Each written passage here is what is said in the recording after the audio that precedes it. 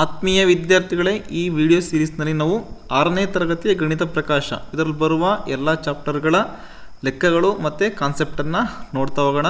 ನೀವೇನಾದರೂ ನನ್ನ ವಿಡಿಯೋವನ್ನು ಮೊದಲನೇ ಬಾರಿಗೆ ನೋಡ್ತಾ ಇದ್ದರೆ ಅಥವಾ ಸಬ್ಸ್ಕ್ರೈಬ್ ಆಗಿಲ್ಲ ಅಂದರೆ ಕೆಳಗಡೆ ಇರುವ ಸಬ್ಸ್ಕ್ರೈಬ್ ಬಟನನ್ನು ಕ್ಲಿಕ್ ಮಾಡಿ, ಹಾಗೆ ಪಕ್ಕದಲ್ಲಿರುವ ಬೆಲ್ ಐಕನನ್ನು ಪ್ರೆಸ್ ಮಾಡಿ. ಹೀಗೆ ಮಾಡೋದ್ರಿಂದ ನಾನು ಮುಂದೆ ಮಾಡುವ ವಿಡಿಯೋಗಳ ನೋಟಿಫಿಕೇಷನ್ ನಿಮ್ಮ ಮೊಬೈಲ್ ಹಾಗೂ ಡೆಸ್ಕ್ಟಾಪ್ನಲ್ಲಿ ಶೋ ಆಗುತ್ತೆ. ಸೊ ದಟ್ ನೀವು ನನ್ನ ವಿಡಿಯೋವನ್ನು ಮಿಸ್ ಮಾಡ್ಕೊಳ್ಳಲ್ಲ. ಇಲ್ಲಿ ನಮಗೆ ಭಾಗ 1ರಲ್ಲಿ ನಮಗೆ ಮೊದಲನೇ ಪಾಠ ಬರೋದು ಗಣಿತದ ವಿನ್ಯಾಸಗಳು. ಓಕೆನಾ? ಸೊ ಇಲ್ಲಿ ನಾವು ಮೊದಲನೇ ಪೇಜಲ್ಲಿ ಗಣಿತ ಎಂದರೇನು ಅಂತ ಇದೆ. ಸೊ ಅದನ್ನು ನೀವು ಸಂಕ್ಷಿಪ್ತವಾಗಿ ನೀವು ಓದ್ಕೊಳ್ಳಿ. ಸೊ ನಾವು ವಿನ್ಯಾಸ ಅಂದರೆ ಸಿಂಪಲ್ಲಾಗಿ ನಾವೇನು ಹೇಳ್ಬೋದು, ಸೊ ಇಲ್ಲಿ ನಾವು ಗಣಿತದಲ್ಲಿ ಬಂದರೆ ಈ ಸಂಖ್ಯೆಗಳ ವಿನ್ಯಾಸಗಳು ಬರ್ತಾ ಹೋಗುತ್ತೆ. ಸೊ ವಿನ್ಯಾಸಗಳೇನಾಗ್ತಾ ಹೋಗುತ್ತೆ, ಅಲ್ಲಿ ಒಂದು ನಿಯಮಗಳನ್ನು ಅದೇನು ಮಾಡ್ತಾ ಹೋಗುತ್ತೆ, ಫಾಲೋ ಮಾಡ್ತಾ ಹೋಗುತ್ತೆ. ಅರ್ಥ ಆಗ್ತಿದೆಯಲ್ಲ? ಸೊ ಆ ನಿಯಮಗಳನ್ನು ನಾವು ಇಲ್ಲಿ ಫಾಲೋ ಮಾಡ್ತಾ ಅದನ್ನು ಅನುಸರಿಸ್ತಾ ಸೊ ಅದು ಹೇಗೆ ಹೋಗುತ್ತೆ ಅನ್ನೋದನ್ನು ಈಗ ನೋಡ್ತಾ ಹೋಗೋಣ. ಸೊ ಅದಕ್ಕಿಂತ ಮುಂಚೆ ಇಲ್ಲಿ ಪೇಜ್ ನಂಬರ್ 2ಲಿ ಕಂಡು ಹಿಡಿಯಿರಿ ಅಂತ ಇದೆ. ಸೊ 2 ಕ್ವಶನ್ ಇದೆ, ನೋಡ್ತಾ ಹೋಗೋಣ. ನಮ್ಮ ದೈನಂದಿನ ಜೀವನದಲ್ಲಿ ಗಣಿತವು ನಮಗೆ ಸಹಾಯ ಮಾಡುವ ಇತರ ಉದಾಹರಣೆಗಳನ್ನು ನೀವು ಯೋಜಿಸಬಲ್ಲಿರಾ ಅಂತ. ಅಂದರೆ ನಾವೀಗ ಸುಮಾರು ಹೇಳಿದ್ವಿ ಉದಾಹರಣೆ, ಮೊದಲನೇ ಪೇಜಲ್ಲಿ ನಿಮಗೆ ಸಿಕ್ತು ಸುಮಾರು ಉದಾಹರಣೆಗಳು ನಾವು ಎಲ್ಲಿ ವಿನ್ಯಾಸಗಳನ್ನು ಬಳಸ್ತೀವಿ ಅಂತ ಹೇಳ್ತಾ ಹೋದ್ವಿ. ಸೊ ಅದನ್ನು ನಾವು ನಮ್ಮ ಜೀವನದಲ್ಲಿ ನಾವು ಅದು ಬಿಟ್ಟು ನಾವು ಏನು ಬಳಸ್ತಾ ಹೋಗ್ತೀವಿ ನೋಡ್ತಾ ಹೋಗೋಣ.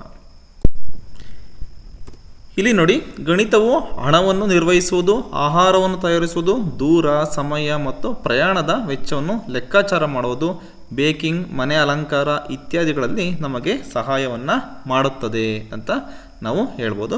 ಅದೇ ರೀತಿ 2ನೇ ಪ್ರಶ್ನೆ ಇದೆ. 2ನೇ ಪ್ರಶ್ನೆ ನೋಡಿ ಉತ್ತರ. ಗಣಿತವು ವಿವಿಧ ಕ್ಷೇತ್ರಗಳಲ್ಲಿ ಪ್ರಗತಿಗೆ ಚಾಲನೆ ನೀಡುತ್ತದೆ. ಉದಾಹರಣೆಗೆ ಹವಾಮಾನ ಮಾದರಿಗಳನ್ನು ಊಹಿಸಲು, ವಿಡಿಯೋ ಗೇಮ್ಗಳನ್ನು ವಿನ್ಯಾಸಗೊಳಿಸಲು, ವೈದ್ಯಕೀಯ ಚಿತ್ರಣವನ್ನು ಸುಧಾರಿಸಲು ಮತ್ತು ಸಾಮಾಜಿಕ ಮಾಧ್ಯಮ ಪ್ರವೃತ್ತಿಗಳನ್ನು ವಿಶ್ಲೇಷಿಸಲು ಇದು ಸಹಾಯ ಮಾಡುತ್ತೆ. ಇದು ವಿತರಣಾ ಸೇವೆಗಳನ್ನು ಹೆಚ್ಚಿಸಲು ಮತ್ತು ಹೊಸ ಗ್ಯಾಜೆಟ್ಗಳನ್ನು ತಯಾರಿಸಲು ಸಹಾಯ ಮಾಡಿದೆ. ಎಲ್ಲೆಡೆ ಪ್ರಗತಿಗೆ ಗಣಿತವು ಹೇಗೆ ನಿರ್ಣಾಯಕವಾಗಿದೆ ಎಂಬುದನ್ನು ತೋರಿಸ್ತದೆ. ಅಂದರೆ ನಾವು ಗಣಿತವನ್ನು ಪ್ರತಿಯೊಂದು ಕಡೆಯೂ ಉಪಯೋಗ ಮಾಡ್ತೀವಿ. ಗಣಿತ ಇಲ್ಲದೆ ನಮಗಿಲ್ಲಿ ನಮ್ಮ ಜೀವನನೇ ಇಲ್ಲ ಅನ್ನೋ ಥರ ಇರ್ತದೆ. ಅರ್ಥ ಆಗ್ತಿದೆಯಾ? ಪ್ರತಿಯೊಂದು ಕಡೆ ನಾವು ಗಣಿತವನ್ನು ನಮ್ಮ ದೈನಂದಿನ ಜೀವನದಲ್ಲಿ ಉಪಯೋಗಿಸ್ತಾ ಹೋಗ್ತೇವೆ. ಓಕೆ, ಸೊ ಮುಂದೆ ನೋಡ್ತಾ ಹೋಗೋಣ. ನೆಕ್ಸ್ಟ್ ಇಲ್ಲಿ ನೋಡ್ತಾ ಹೋಗಿ ಸಂಖ್ಯೆಗಳಲ್ಲಿ ವಿನ್ಯಾಸಗಳು. ಗಣಿತದಲ್ಲಿ ಕಂಡುಬರುವ ಅತ್ಯಂತ ಮೂಲಭೂತ ವಿನ್ಯಾಸಗಳೇ ಸಂಖ್ಯೆಗಳ ವಿನ್ಯಾಸಗಳು, ವಿಶೇಷವಾಗಿ ಪೂರ್ಣ ಸಂಖ್ಯೆಗಳ ವಿನ್ಯಾಸಗಳು. ಪೂರ್ಣ ಸಂಖ್ಯೆಗಳು ನಮಗೆ ಗೊತ್ತಿರಬೇಕು. ಎಲ್ಲಿಂದ ಶುರು ಆಗುತ್ತೆ? 0ಇಂದ ಶುರು ಆಗುತ್ತೆ, 1, 2, 3 ಅನಂತದವರೆಗೆ ಇರುತ್ತೆ. ಸೊ ಅದು ಎಲ್ಲೂ ಎಂಡ್ ಆಗಲ್ಲ. ಓಕೆ, ಸೊ ನಂತರ ಪೂರ್ಣ ಸಂಖ್ಯೆಗಳಲ್ಲಿ ವಿನ್ಯಾಸಗಳನ್ನು ಅಧ್ಯಯನ ಮಾಡುವ ಗಣಿತ ಶಾಖೆಯನ್ನು ಸಂಖ್ಯಾ ಸಿದ್ಧಾಂತ ಎಂದು ಕರೀತಾರೆ. ಅಂದರೆ ಪೂರ್ಣ ಸಂಖ್ಯೆಗಳಲ್ಲಿ ವಿನ್ಯಾಸಗಳನ್ನು ಸೊ ಇದನ್ನು ಅಧ್ಯಯನ ಮಾಡೋಕ್ಕೆ ನಾವು ಏನಂತೀವಿ? ಸಂಖ್ಯಾ ಸಿದ್ಧಾಂತ ಅಂತ ಹೇಳ್ತೀವಿ. ಸಂಖ್ಯಾ ಶ್ರೇಣಿಗಳು ಅತ್ಯಂತ ಮೂಲಭೂತವಾಗಿವೆ ಮತ್ತು ಗಣಿತ ತಜ್ಞರು ಅಧ್ಯಯನ ಮಾಡುವ ಅತ್ಯಂತ ಆಕರ್ಷಕ ವಿನ್ಯಾಸಗಳ ವಿಧಗಳಲ್ಲಿ ಸೇರಿವೆ ಅಂತ ಹೇಳ್ಬೋದು. ಸೊ ಇಲ್ಲಿ ಕೆಲವೊಂದು ಸಂಖ್ಯಾ ಶ್ರೇಣಿಗಳ ಉದಾಹರಣೆಗಳಿದೆ. ಇಲ್ಲಿ ನಮಗೆ ಶ್ರೇಣಿಗಳಿಗೆ ಏನು ಉದಾಹರಣೆಗಳಿದೆ ಅದನ್ನು ನೆಕ್ಸ್ಟ್ ಪೇಜಲ್ಲಿ ಕೆಲವು ಕ್ವಶನ್ಸ್ ಇದೆ. ಆ ಕ್ವಶನ್ಸು ಇದರೆಲ್ಲ ಇನ್ಕ್ಲೂಡ್ ಆಗುತ್ತೆ. ಅದನ್ನು ನಾನು ನೀಟಾಗಿ ಅಲ್ಲಿ ಎಕ್ಸ್ಪ್ಲೇನ್ ಮಾಡ್ತೀನಿ, ನಿಮಗೆ ನೀಟಾಗಿ ಅರ್ಥ ಆಗುತ್ತೆ. ಅದನ್ನು ಅಲ್ಲಿ ನೋಡ್ತಾ ಹೋಗೋಣ. ಓಕೆ, ನೆಕ್ಸ್ಟ್ ಪೇಜ್ಗೆ ಹೋಗೋಣ. ನೋಡಿ, ಕೋಷ್ಟಕ 1ರಲ್ಲಿ ಪ್ರತಿ ಶ್ರೇಣಿಯ ವಿನ್ಯಾಸವು ನೀವು ಗುರುತಿಸಬಲ್ಲಿರಾ ಅಂತ ಇದೆ. ಸೊ ಹೌದು ಅಂತ ನೀವು ಆನ್ಸರನ್ನು ಹಾಕಿ. ಸೊ ನೆಕ್ಸ್ಟ್ 2ನೇ ಪ್ರಶ್ನೆ ನಾವು ನೋಡ್ತಾ ಹೋಗೋಣ. ನಿಮ್ಮ ನೋಟ್ ಪುಸ್ತಕದಲ್ಲಿ ಕೋಷ್ಟಕ 1 ಅಂದರೆ ಈ ಟೇಬಲ್ ಇದೆಯಲ್ಲ, ಕೋಷ್ಟಕ 1ರ ಪ್ರತಿ ಶ್ರೇಣಿನೂ ಅದರ ಮುಂದಿನ 3 ಸಂಖ್ಯೆಗಳೊಂದಿಗೆ ಪುನಃ ಬರೆಯಿರಿ. ಅಂದರೆ ಇಲ್ಲಿ ಏನು ಕೊಟ್ಟಿದ್ದಾರೆ, ಫಾರ್ ಎಕ್ಸಾಂಪಲ್ ಇಲ್ಲಿ 2ನೇ ನೋಡಿ, ಎಣಿಕೆ ಸಂಖ್ಯೆ 7 ಕೊಟ್ಟಿದ್ದಾರೆ. ಮುಂದಿನ 3 ಸಂಖ್ಯೆಗಳು 8, 9, 10 ಬರುತ್ತೆ. ಸೊ ಮುಂದಿನ 3 ಸಂಖ್ಯೆಗಳನ್ನು ಬರೆಯಬೇಕು ಪ್ರತಿಯೊಂದಕ್ಕೂ. ಪ್ರತಿ ಶ್ರೇಣಿಯಲ್ಲಿ ಮುಂದಿನ ಸಂಖ್ಯೆಗಳನ್ನು ರೂಪಿಸುವ ನಿಯಮವೇನು ಎಂಬುದನ್ನು ನಾವು ನಿಮ್ಮ ಪದಗಳಲ್ಲಿ ಬರೀಬೇಕು. ಅಂದರೆ ನಿಮ್ಮ ಪದಗಳಲ್ಲಿ ಬರೀ ನಾನು ಆನ್ಸರ್ ಕೊಡ್ತೀನಂತೆ. ಸೊ ಒಂದು ನಿಯಮಗಳಿದೆ, ಆ ನಿಯಮಗಳನ್ನು ನೀವು ಇಲ್ಲಿ ಬರಿತಾ ಹೋಗಬೇಕಾಗುತ್ತೆ. ಸೊ ನೋಡ್ತಾ ಹೋಗೋಣ ಈಗ. ನೋಡಿ, ಇಲ್ಲಿ ಪೇಜ್ ನಂಬರ್ 3ರಲ್ಲಿ ಮೊದಲನೇ ಪ್ರಶ್ನೆಗೆ ಹೌದು, ನಿಮ್ಗೆ ಆನ್ಸರ್ ಗೊತ್ತಾಗಿದೆ. ಸೊ 2ನೇ ಪ್ರಶ್ನೆ ನೋಡಿ, ಮೊದಲನೇದು ಮುಂದಿನ 3 ಸಂಖ್ಯೆಗಳು, ಅದಕ್ಕೆ ಎಲ್ಲ ಒಂದುಗಳನ್ನು ಮುಂದಿನ 3 ಸಂಖ್ಯೆಗಳು ಸಹ 1 ಆಗುವಂತೆ ಬರೀಬೇಕು. ಅಂದರೆ ಎಲ್ಲ ಒಂದುಗಳಿತ್ತಲ್ಲ, ಅದಕ್ಕೆ ನಾವು ಮುಂದಿನ 3 ಸಂಖ್ಯೆಗಳು 1 ಬರುತ್ತೆ. ಅದು ಈಸಿ ಇದೆ. ಸೊ ನೆಕ್ಸ್ಟ್ ನೋಡ್ತಾ ಹೋಗೋಣ. ಇಲ್ಲಿ ಎಣಿಕೆ ಸಂಖ್ಯೆಗಳು ಮುಂದಿನ 3 ಸಂಖ್ಯೆಗಳು ಏನು ಬರುತ್ತೆ? 7ರವರೆಗೂ ಕೊಟ್ಟಿದ್ದಾರೆ, 8, 9, 10 ಬರುತ್ತೆ. ನಿಯಮ, ಎಣಿಕೆ ಸಂಖ್ಯೆಗಳು ಪ್ರತಿ ಹಿಂದಿನ ಸಂಖ್ಯೆಗೆ 1 ಕೂಡಲ್ಪಡುತ್ತೆ. ಅಂದರೆ ಒಂದೊಂದನ್ನು ಕೂಡ್ತಾ ಹೋದ. ನೋಡಿ, 7ಕ್ಕೆ 1 8 ಕೊಡಿದ್ರೆ 8 ಬರುತ್ತೆ. ಮತ್ತು ಇಲ್ಲಿ ನಾವು 8ಕ್ಕೆ 1 ಕೊಡಿದ್ರೆ 9 ಬರುತ್ತೆ. 9ಕ್ಕೆ 1 ಕೊಡಿದ್ರೆ 10 ಬರುತ್ತೆ. ನೆಕ್ಸ್ಟ್ ನೋಡಿ, 1, 3, 5, 7, 9, 11, 13 ಇವು ಬೆಸ ಸಂಖ್ಯೆಗಳು. ಮುಂದಿನ 3 ಸಂಖ್ಯೆಗಳು ಯಾವ್ದು ಬರುತ್ತೆ? 13, 15, 17, 19. ನಿಯಮ ನೋಡಿ, ಬೆಸ ಸಂಖ್ಯೆಗಳು 2ರ ಗುಣಾಕಾರ. ಇದು 2ರ ಗುಣಾಕಾರಗಳು ಅಲ್ಲ, ಆದರೆ ಪ್ರತಿ ಹಿಂದಿನ ಸಂಖ್ಯೆಗೆ ನಾವು ಇಲ್ಲಿ 2 ಕೂಡಲ್ಪಡುತ್ತದೆ. ನೋಡಿ ಇಲ್ಲಿ 13ಕ್ಕೆ 2 ಕೂಡಿದ್ರೆ 15, 15ಕ್ಕೆ 2 ಕೂಡಿದ್ರೆ 17, 17ಕ್ಕೆ 2 ಕೂಡಿದ್ರೆ 19. ಮುಂದಿನ ಸಂಖ್ಯೆ ನೋಡಿ, ಮುಂದಿನ ಶ್ರೇಣಿ ನೋಡ್ತಾ ಹೋಗೋಣ. ಸಮ ಸಂಖ್ಯೆಗಳು 2, 4, 6, 8, 10, 12, 14 ಕೊಟ್ಟಿದ್ದಾರೆ. ಮುಂದಿನ 3 ಸಂಖ್ಯೆಗಳು 16, 18, 20. ಸೊ ನಮಗೆ ಗೊತ್ತಿರಬೇಕು ಸಮ ಸಂಖ್ಯೆಗಳು ಯಾವಾಗಲೂ ಏನಾಗುತ್ತೆ, 2ರ ಗುಣಾಕಾರಗಳಾಗಿರ್ತವೆ. ಅಂದರೆ ಇದು 2ರ ಮಗ್ಗಿಲು ಬರ್ತಾ ಹೋಗ್ತವೆ. ಪ್ರತಿ ಹಿಂದಿನ ಸಂಖ್ಯೆಗೆ 2 ಕೂಡಲ್ಪಡುತ್ತವೆ. ಇಲ್ಲಿ ನೋಡಿ 14ಕ್ಕೆ 2 16, 16ಕ್ಕೆ 2 18, 18ಕ್ಕೆ 2 20. ಸೊ ಮುಂದಿನ ಶ್ರೇಣಿಯನ್ನು ನೋಡ್ತಾ ಹೋಗೋಣ. ಇಲ್ಲಿ 1, 3, 6, 10, 15, 21, 28 ತ್ರಿಕೋನ ಸಂಖ್ಯೆಗಳು. ಸೊ ವೆರಿ ಇಂಟ್ರೆಸ್ಟಿಂಗ್, ತುಂಬ ಚೆನ್ನಾಗಿದೆ ಇದು. ಸೊ ಇಲ್ಲಿ ನೋಡಿ ಮುಂದಿನ 3 ಸಂಖ್ಯೆಗಳು 36, 45, 55. ಅಂದರೆ ಇಲ್ಲಿ ಪ್ರತಿ ಸಂಖ್ಯೆಗೆ 1ರಿಂದ ಶುರು ಮಾಡಿ. ಇಲ್ಲಿ ನಾವು 1ರಿಂದ ಶುರು ಮಾಡೋದು ಬೇಡ, 2ರಿಂದ ಶುರು ಮಾಡಿ ಎಣಿಕೆ ಸಂಖ್ಯೆಗಳನ್ನು ಕೂಡಬೇಕು. ಅಂದರೆ ಇಲ್ಲಿ ನೋಡ್ಬೋದು ನೀವು, 1ಕ್ಕೆ ಫಸ್ಟ್ 2 ಕೂಡಿ, ಓಕೆ, ಎಣಿಕೆ ಸಂಖ್ಯೆ ಗೊತ್ತಿದೆ 1ರಿಂದ ಶುರು ಆಗುತ್ತೆ. ಸೊ ನಾನು ಇಲ್ಲಿ 1ನ್ನು ನೀವು ಚೇಂಜ್ ಮಾಡಿ 2 ಅಂತ ಬರ್ಕೊಳ್ಳಿ.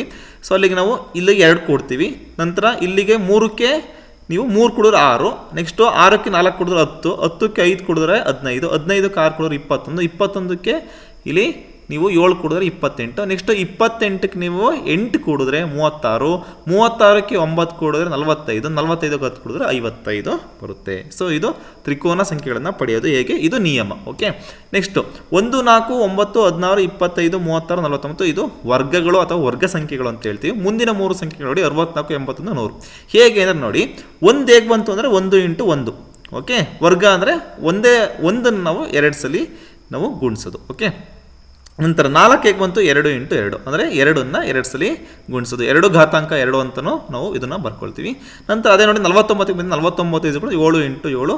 ಸೊ 2 ಅಂದರೆ 7ನ್ನು 2 ಸಲ ಗುಣಿಸಿದ್ರೆ 49 ಬರುತ್ತೆ. ಅದೇ ಥರ ಮುಂದಿನ 3 ಸಂಖ್ಯೆಗಳು 8 × 8 ಕೊಡಿದ್ರೆ 64, 9 × 9 ಕೊಡಿದ್ರೆ 81, 10ನ್ನು 2 ಸಲ ನಾವು ಗುಣಿಸಿದ್ರೆ 100 ಬರುತ್ತೆ. ಇದು ಕೂಡೋದಲ್ಲ, ಇಲ್ಲಿ ಗುಣಿಸೋದು. ಓಕೆ, ಮುಂದಿನ ಶ್ರೇಣಿ ನೋಡ್ತಾ ಹೋಗೋಣ. 1 × 27, 64, 125, 216.